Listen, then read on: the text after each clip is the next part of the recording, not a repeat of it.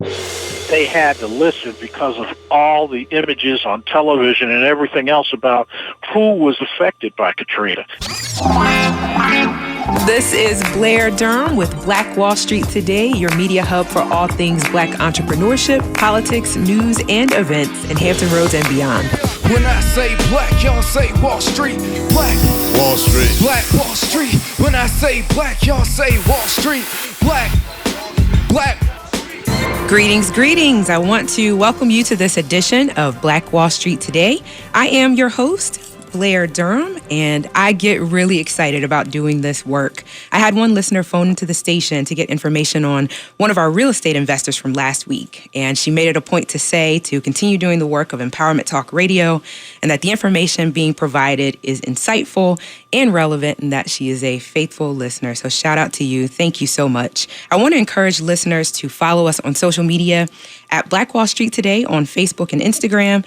Please visit our website at www.blackwallstreet.today and submit your information if you're interested in being featured on our platform. We are always looking for guests that can speak to various industries. For example, the technology industry. We're definitely interested in robotics and STEM technologies. We're interested in having makers on the show. We want to hear your story no matter where it is that you reside. So again, visit our website at www.blackwallstreet.today and submit your information. One of the most significant yet difficult to access opportunities for Black business owners is federal government procurement, the opportunity to sell products and services directly to the government. Although state and federal government programs, including SWAM, DBE, and HubZone certifications, aim to improve access to government contracts, our community still struggles to access the billions of dollars awarded on an annual basis to small business owners across the country. I recently heard it said that as Black business owners, we are provided a laundry list of hurdles to jump through, including classes to take, networking opportunities, gaining certification, signing up for emails, and completing really lengthy applications. Yet we typically lose to white women who are considered amongst the same minority population and thus are in fact our competition.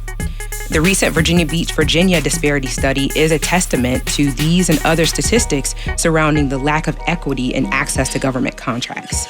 I want to introduce our first guest at this time to help us better understand the landscape at the federal level. And I'm going to do something that I normally don't do. I'm going to actually read this gentleman's bio in its entirety, because I believe it's significant. Mr. Charles H. DeBow is the Vice President of Programs and Business Development for the National Black Chamber of Commerce.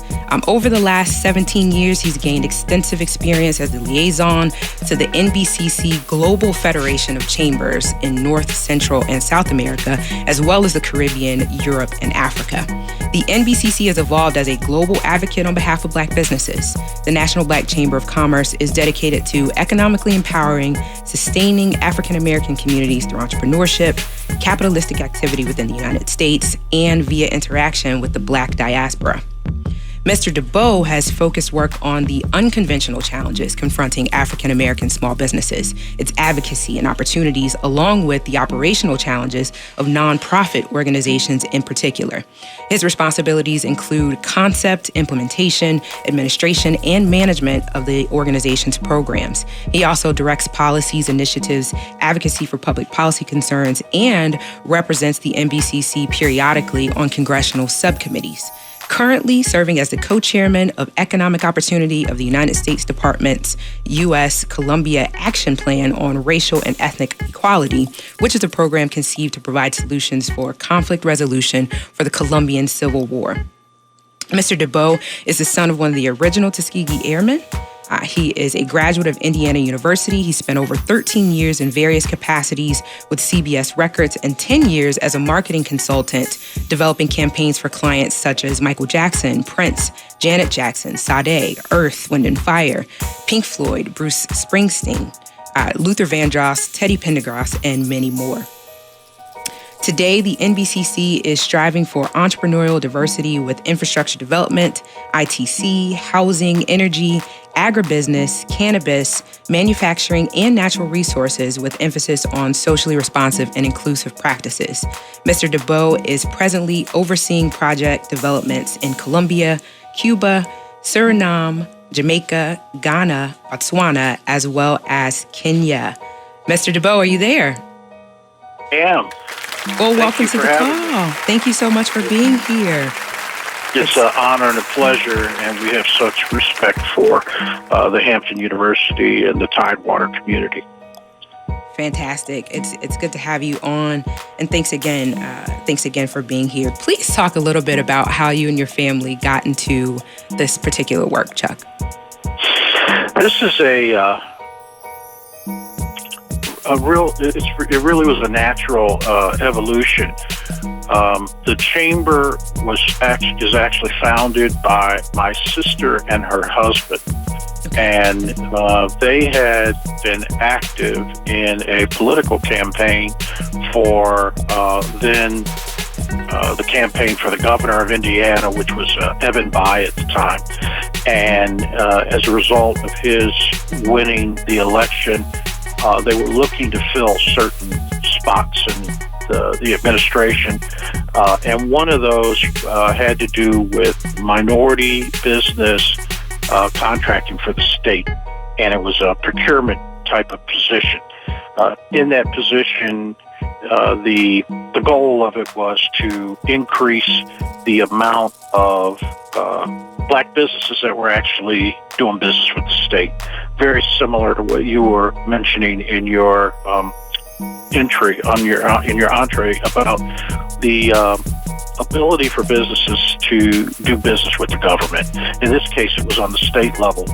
And as a result of Harry Alford, his efforts to dig in and be working directly for the governor, he had access to not only the databases, but the decision makers. And they got into some things, and it upset the status quo. The people that had been usually getting these contracts 100% were now being challenged. And after a while, I think he had raised the numbers from something like less than 10% to over 16 to 26%, somewhere around in that range. And we're talking about like 1.6 to 6%. And in a state that pretty much had historically been doing what they do, like behind the scenes, and then kind of telling people life's okay, life is good. And so there were businesses themselves, the owners, saying, well, it's not okay. Things aren't going well. Right. And they got into it and dug it. In the beginning, and partially there's a somewhat of a naive type of element to a new administrator, such as the governor, coming in and changing things. And they didn't realize what Harry was doing until there was almost like a mutiny of top supporters. People were saying, hey, you're killing my business, you're taking. And in this case, we're talking less than 2%, 3%, 5% of what these majority-owned businesses had enjoyed for many years were now being forced to recognize guidelines and comply with guidelines. And we use that word guidelines. You're going to hear that a lot because it's not law. It's not written into law. You don't have to give these contracts or a percentage of, or even subcontract. And in many cases, it says that's what you're supposed to do, but it's not a law per se. So, make a longer story shorter, eventually, I mean, Harry. We'll have to get Harry on here one day to tell you the details of it. But he was threatened. He was his kids were followed home from school. All kinds of stuff was going on. Getting pulled over, driving down the street, and all this was political pressure being put back on. And he was even asked by the governor to slow down. You're upset. You're rocking the boat, and to stop putting all these businesses in these contracts, and he was saying, well, that's my job. That's what I'm supposed to do. That's what you hired me to do. Well, eventually, he resigned. He quit that job, and they were looking around saying, you know what we're missing here? We're missing the education, training, development element for businesses to understand the game. You know, there's one thing about filling out forms, getting certifications, but that's all that is to get you in the game. You can suit up and you can go and you can compete, but then what happens? So he and his wife Kay decided to form what was then called the Hoosier Black Chamber of Commerce in the state of Indiana. And after forming that and getting that up and going, they wanted to reach beyond the borders of the state, and it was ultimately decided to move to Washington, D.C. and found the National Black Chamber of Commerce, which was March of 1993. And I'll interrupt you there just for a quick second, Chuck. This is Black Wall Street Today. I'm your host, Blair Durham. We're talking with Chuck DeBow, who is the Vice President of the National Black Chamber of Commerce. We're having a conversation about government contracting. Go ahead, Chuck. Yeah, and so the National Black Chamber of Commerce was formed in March of 1993. It's a 501c3 nonprofit, nonpartisan, non-sectarian organization that's dedicated to the economic empowerment of African American communities throughout the nation and as well as the diaspora. The one thing I want to add to that is that even though we're named and known as the National Black Chamber of Commerce, in the last 10 years, and it's probably started even before that a little bit, around 2003, that we started receiving invitations from foreign governments and wanting to replicate business models of how the United States was using a vertical model for economic empowerment by including, in some cases, micro enterprise or small business in the whole economic structure. Whereas in many other countries, it's only in a lot of what used to be called the third world is now the emerging economies.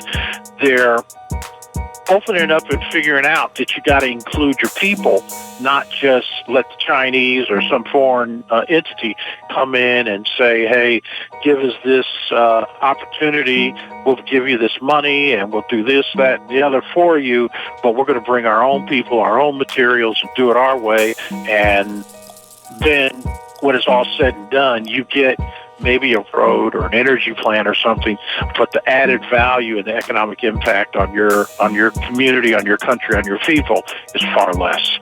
So we've been delving, and that's my area that I've been kind of shepherding, is the global market evolution from that aspect. It's fantastic. So I heard you allude to the fact that Harry was receiving some physical threats as he was getting kind of good at doing this work.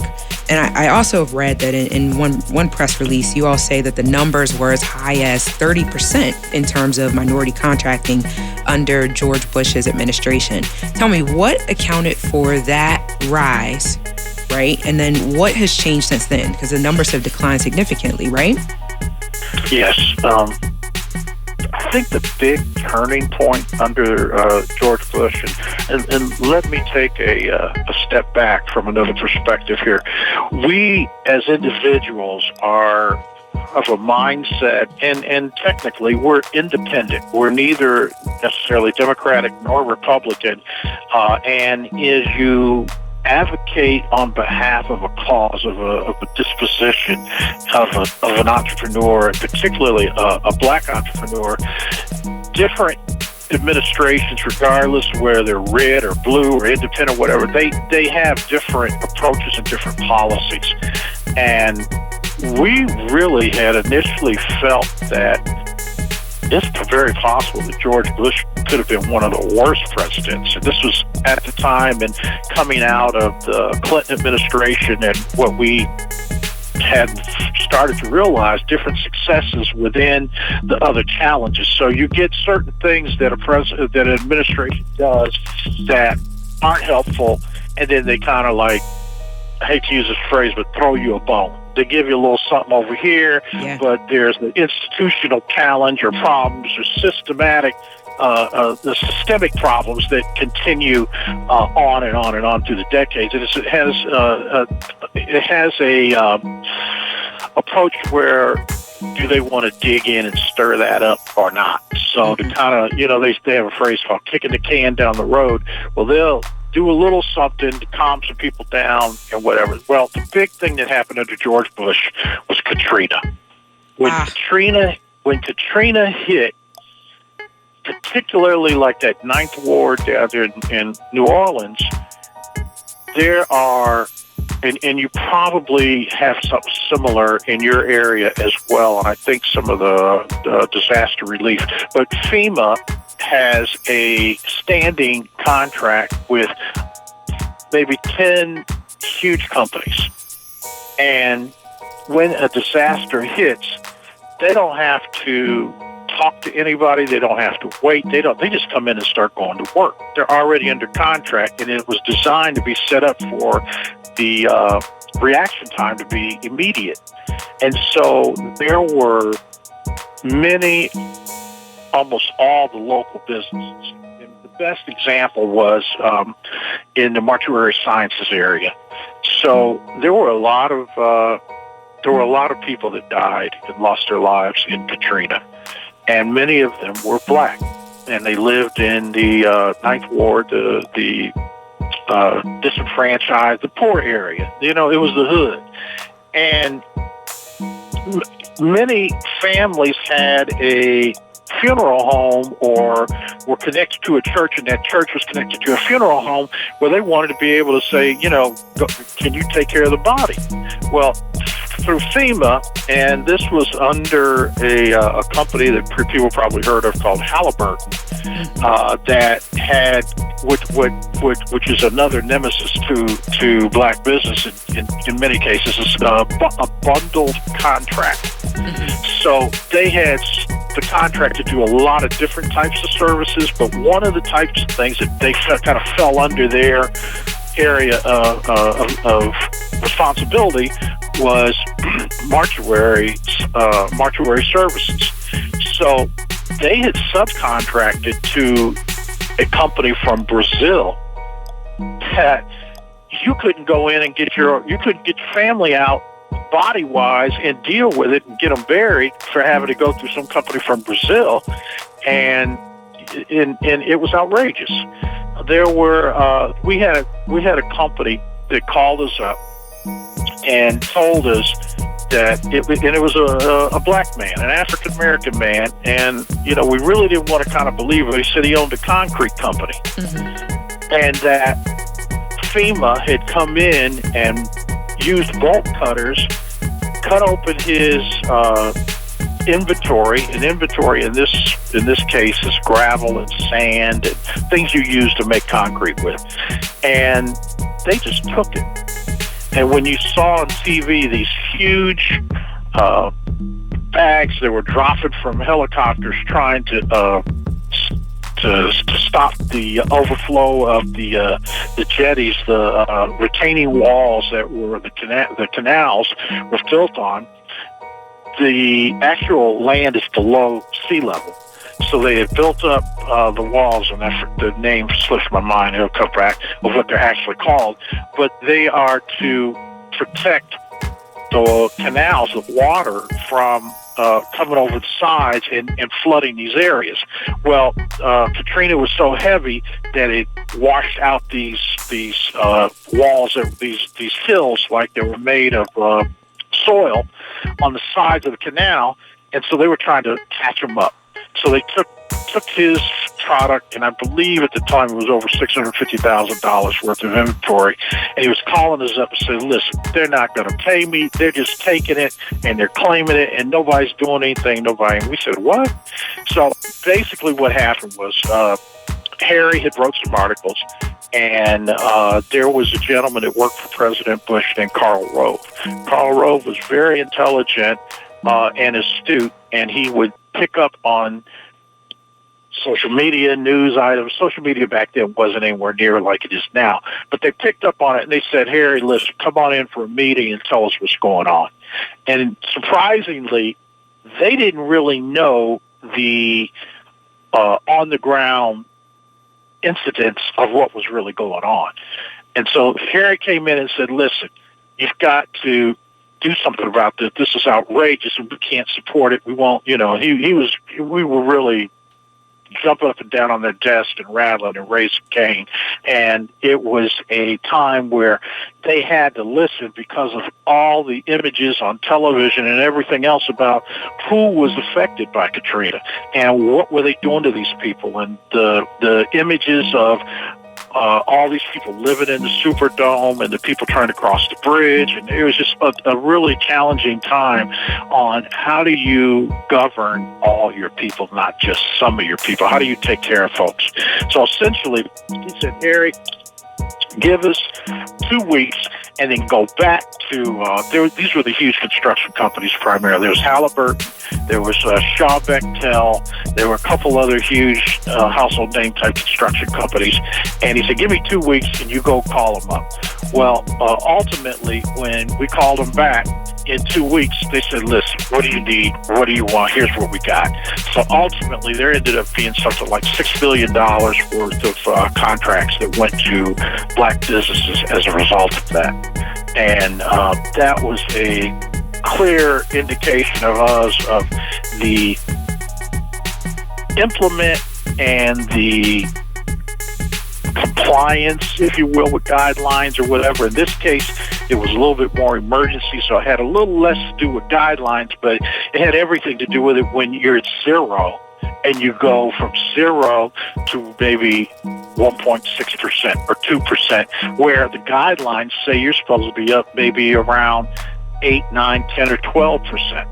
Right. And so I got after you, that... Let me cut you for one moment. We're going to actually take a quick break. We'll be back with Chuck DeVoe, Vice President of the National Black Chamber of Commerce, and we'll talk with one Hampton University alum who's developed a national platform for stock education. We are here with Chuck DeVoe, the Vice President of the National Black Chamber of Commerce, having a conversation about federal government contracting. Chuck, you still there with us? Yes, I am. Awesome. Thanks so much for everything you've shared thus far. I've got a question for you. I understand that the National Black Chamber has an initiative underway, something called Project Phoenix, that is supposed to impact equity with regard to government contracting. Can you talk to us about that initiative and how that is actually working? We've been looking at really our constituency on one hand, which in the case of the chamber is a reference, really initially started out for those businesses that were trying to do business with the government. And so traditionally those businesses are a little bit more organized and sophisticated as the paperwork and the types of auditing type activity that goes on to make sure that you are who you are. And it's quite different from self-certification as you get in many state situations where we're often looking at 8A certification with the SBA, and it's quite detailed.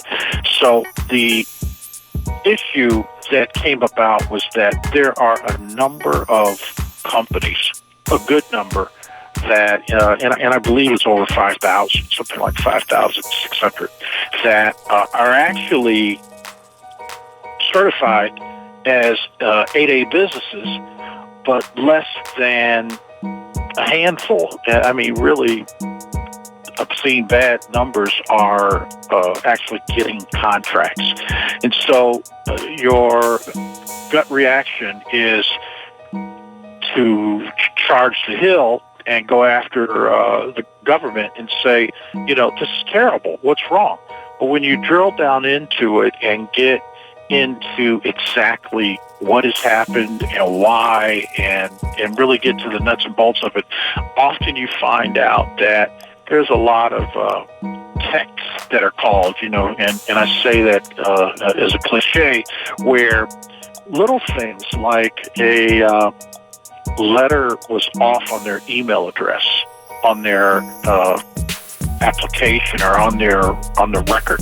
You register into the database, and if there's something that's not exactly right, or you don't have your full capability statement or statement of qualifications, or you have not filed a tax statement, or any of these kinds of little things, or you owe the government something or something. There's all these reasons as to why you're immediately kicked out of consideration.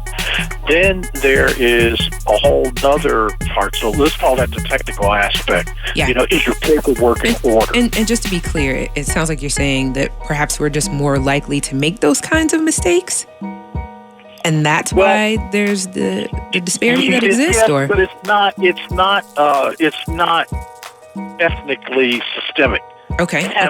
Anybody and everybody, and so you've got some huge corporations that maybe have a whole department that just works on this stuff. They got lawyers assigned to it, accountants assigned to it. There is a large defense contractor that we know from working with. They got 6 people that are going to these contracting officers with the government and hitting it from 6 different angles.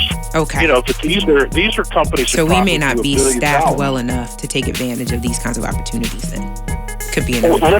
let's not say it exactly like staffed well enough, but it's kind of like, what do you have to work with in comparison? And so Few in resources. this case, Right. yeah, Okay. right, and how do you do it? So one of the approaches was, well, we're going to hire this attorney, and this attorney is, well, these attorneys might charge them, I've heard anything from $5,000 to $30,000 to get their quote-unquote paperwork proper. And in many cases, let's say 70% of it or something, okay, so the paperwork's done right. Now what? Well, you get your membership card and you get to come in and compete. Then what happens? Then you get in there and you find that there is these other companies.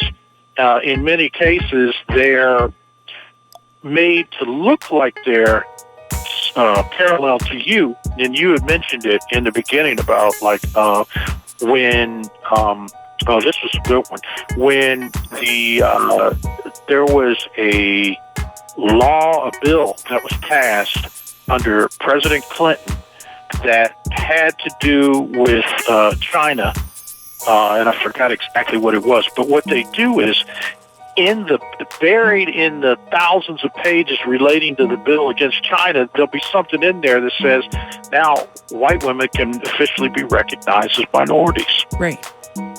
And so suddenly, out of nowhere, you had all these businesses that were quote-unquote minority businesses by a white woman, but the woman hadn't really been in business. Mm-hmm. But what happened was but had access to greater resources to be able to obviously access the contracts. I'll be blunt. They were front. Mm-hmm. They were fronts. They were really the same old people who had put their wife in a company. And the other one happens too, and this is nothing new. And if you have any 8A contractors, let's say about the Alaskan Native corporations. They are 8A in perpetuity, meaning forever. Chuck, let me stop you there because we're getting short on time, and I need to ask you this question, right? So what advice do you give to those kind of just starting out in this government contracting space? They've got a great company and now they're ready to sort of enter the big leagues. What does the NBCC offer that can help by way of mentorship resources? How do you walk someone through this process? We don't really mess around. We put you right with experts that can tell you, and that can go right in the database, and we can pull up. If you got a company now, it's an 8A company, we can pull it up and look and see what most likely why you're not getting any contracts. So that's huge. The first step is go ahead and get the 8A certification and then come to you, you're saying? Yes, however, it doesn't always happen that way. There's a whole lot of people getting work that aren't 8A. Okay. And part of it is you've got, we used to frown on brokers, people let me give you an example. Here's a black business. He was out of somewhere further out in the Midwest, like Kansas or Oklahoma, somewhere like that, and he was a TV guy. That was the name of his business, something like Mike the TV Guy, and he found a opportunity to sell like, I don't know, 5 or 6 big screens. It was maybe $3,000 to $5,000 contract to sell some flat screen TVs to a military base or something like that. And because it was so small, they didn't have to go through a big process on RFPs and all that kind of stuff. That's what they call sole source. So make a long story short, he figured out, he learned the system because you could say he got a break, but it wasn't a whole lot of people compete for something that small. Well, This guy learned the system. He turned around, found out they needed some motor oil. So he gets on eBay or something like that and turns around and they say, well, how much you want to pay for it? And the contracting officer says, well, we know Mike the TV guy, and he's in our books. We don't have to go through the vetting process. We don't have to do all that. He can sell us the oil. I love it. Yeah, he got the deal. And so his next deal, I think, was maybe $15,000. Then he found something else they needed that was maybe $100,000. Then he did another one or two or three more, and the guys ended up going over $5 million. Chuck, we absolutely have to have you on this show on a monthly basis. You are just a tremendous resource. We need to know where the opportunities are. That's really the question that people are asking. And, they like to be able to have their hand held a little bit to get to that money. So I want to thank you so much for being a guest. And, you're always welcome to come back. Thank you very much. Thanks for having me, and look forward to it. Absolutely. Thanks so much, Chuck. It's time for hashtag add this to the list.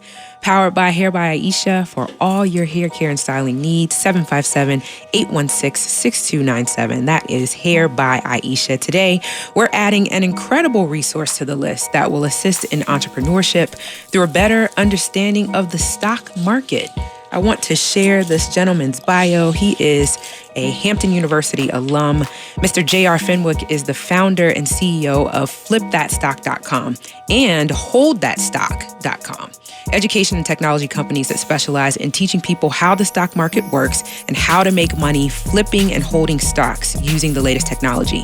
As I mentioned, he is a graduate of Hampton University with a degree in nursing/pre-med at the urging of his father, a doctor, and his mother, a nurse. After he graduated, he went on to work in a hospital as an RN for 1 year.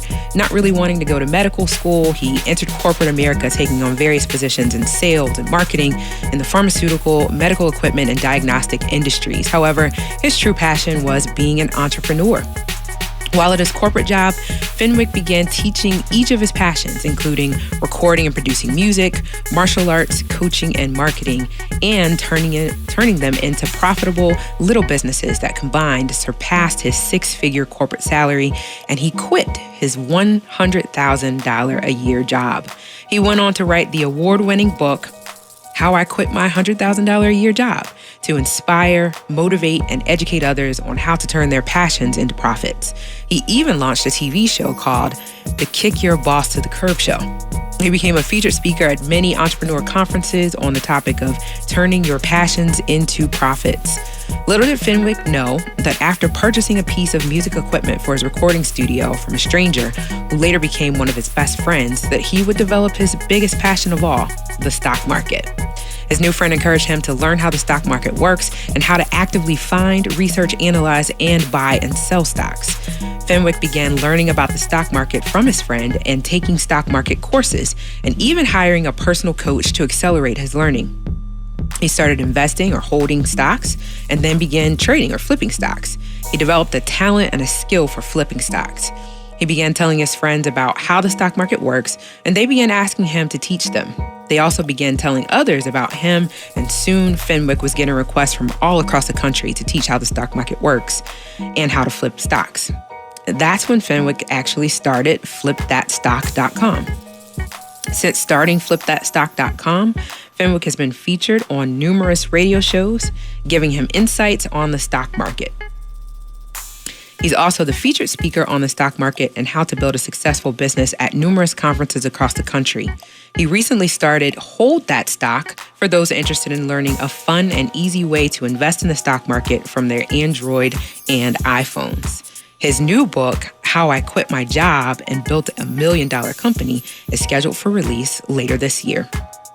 Outside of work, JR enjoys spending time with his family, working out, studying and teaching martial arts, and writing, recording and producing music, and playing guitar. And now we've got Mr. J.R. Fenwick on the line. Mr. Fenwick, are you there? I am. Can you hear me okay? Yes, I can. Welcome to the call. All right. Thank you. Glad to be on board. Thanks so much for being here. So I've shared your bio with our listeners already. If you could just talk a little bit sort of about your background and how it is that you ended up becoming involved in the stock market, that'd be great.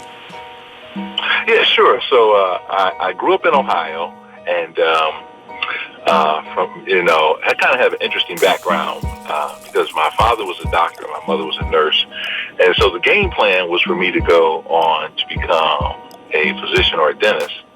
And I went on and I attended Hampton University, and so down in, it holds a special place in my heart down in the Tidewater area. So I graduated from Hampton University with a unique degree, a nursing pre-med degree. And after graduating, I went on to work in a hospital.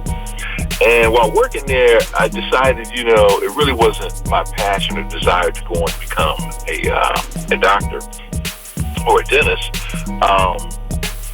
My true passion was I wanted to be a professional musician, a guitarist. I've been playing guitar since I was age 7. Got it. And so I worked at the hospital. I left. And when I left the hospital, my mother called me one day and told me about a position called a pharmaceutical sales rep. Mm-hmm. And they were going through a massive expansion. And all I remember her saying was, you get a company car, you get to wear suits, you get to work from home. Nice. So I'm like, hey, I can do that. I can definitely do that. Right. So I got this job as a pharmaceutical sales rep. Didn't even really know what it was back then. A lot of people know about it now. We go in and teach doctors about drugs that they prescribe. And so from there, I started saving up my bonus checks and building a recording studio. And along the way of building this recording studio, I was buying a piece of equipment from a guy who's one of my best friends now named Jeff. And it just so happens that a couple years after I met Jeff, he had a studio too. He just asked me, did I trade in the stock market? And I was like, I don't trade in the stock market. I don't know anything about the stock market. And quite frankly, I'm not interested in the stock market. Right. That's probably about 17 years ago. Because I had my studio going. That was my passion. I put out a book. I quit corporate America. I put a book out, How I Quit My $100,000 a Year Job, to inspire and encourage people to go after their passions and their dreams. So I kind of became known as this person who could teach you how to, be an entrepreneur and build a business around your passions. Mm-hmm. So I really had no interest in the stock market at that time. But Jeff stayed on me for 2 years until he just wore me down. And what he was saying was making sense. Yeah. This is making sense. Like, everything goes through the stock market. You can't be a real businessman if you don't know how the stock market works. Right. And so I'm giving you the short version, but that's how I got involved in the stock market. And I love it. I love it, JR. Yeah. Actually, and this is Black Wall Street Today. I'm your host, Blair Durham. We're here with JR Fenwick, who is the CEO of Flip That Stock.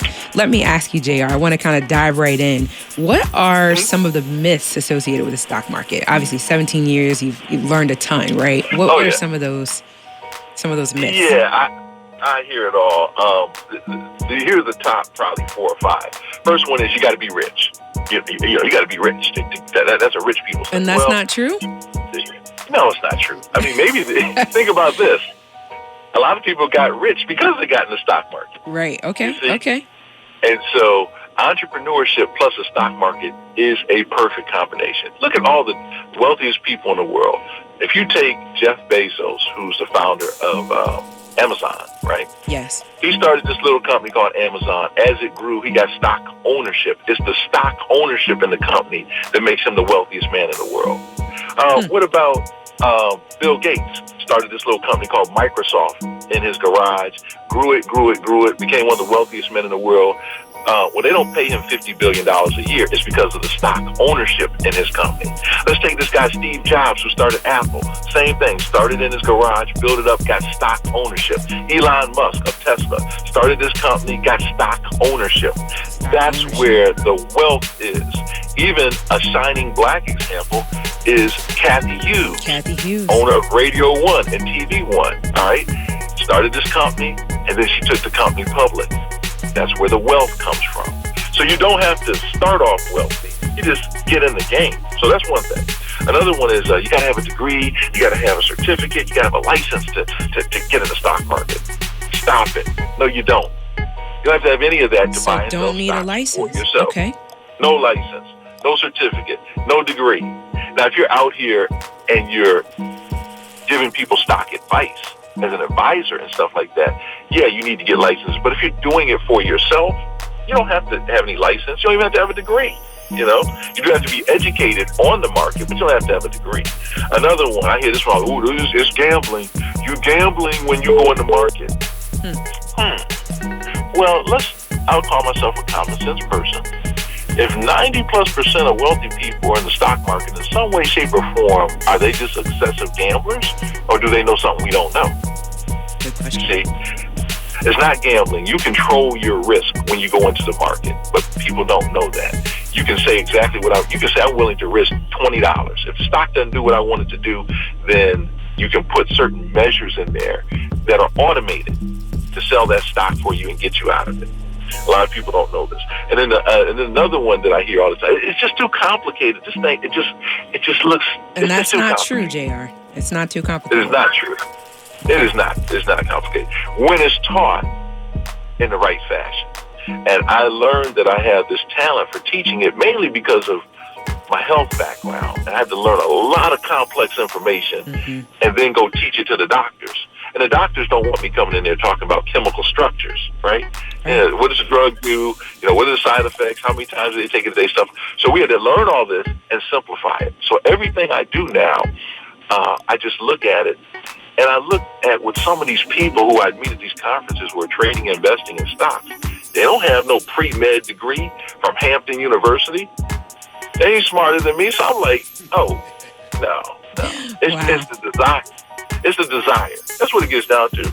Your desire and your priority to learn it. You're listening to Black Wall Street Today with Blair Durham. I'm here with CEO of Flip That Stock, Mr. J.R. Fenwick. I've got to ask you this, J.R. What is the one thing that you learned that you couldn't believe after learning about how the stock market works? Well, I hope your audience is sitting down, because when I learned this, I almost dialed 911. And I learned that we all understand the concept of you can buy a stock low and sell it high and make a profit. Right. All right? Low, high, and first of all, let me just say, right, so all a stock is a share of ownership, a piece of ownership in a company. So let's say that piece of ownership, you pay $20 per share. And let's say it goes up to $25. Okay, well, you made $5 per share. All right? If you have 100 shares, you just take 5 times 100 and you made $500. Right. But did you know that you could also make money if that stock went from $25 down to $20? So you can make money when the stock goes up, and you can make money when the stock goes down, but nobody talks about that on TV. All you hear on TV is, oh my God, the stock market's crashing. But behind the curtains, there's people like me saying, crash, baby, crash. Because there's a technique of doing something called shorting a stock that very few people know about. Everybody on Wall Street knows about it, and everybody does it every single day. Shorting a stock. And shorting a stock. And that's where you make money when a stock goes down in value. And there's steps to learning it, just like there's steps to learning anything else. But once you learn it, now you have the opportunity to make money when a stock goes up and when a stock comes down. I want to apologize to the listeners. We've got some people wanting to call in, but we've already got you calling in, and so we can't take any calls. I apologize. If you want to post a question on Black Wall Street Today on Facebook, please post a question there. I will get the answer for you and respond. How's that? Let me ask this. We've got 2 minutes, JR. What's the difference between investing and trading? Great question. Real quickly, investing is where you buy and hold a stock for 1 year or longer. You're looking to buy low, sell high in the future, college tuition, retirement, vacation, something like that. Trading is where you buy and sell over a short period of time. It could be months, weeks, days, minutes, hours, even seconds. Right. You're in it to make right now money. Okay. So those are and it's a big difference. Huge. And then what would you say is the number one reason people actually lose money in the stock market? The number one reason people lose money is because they just focus on the money instead of focusing on the 3-step process of learn, practice, do.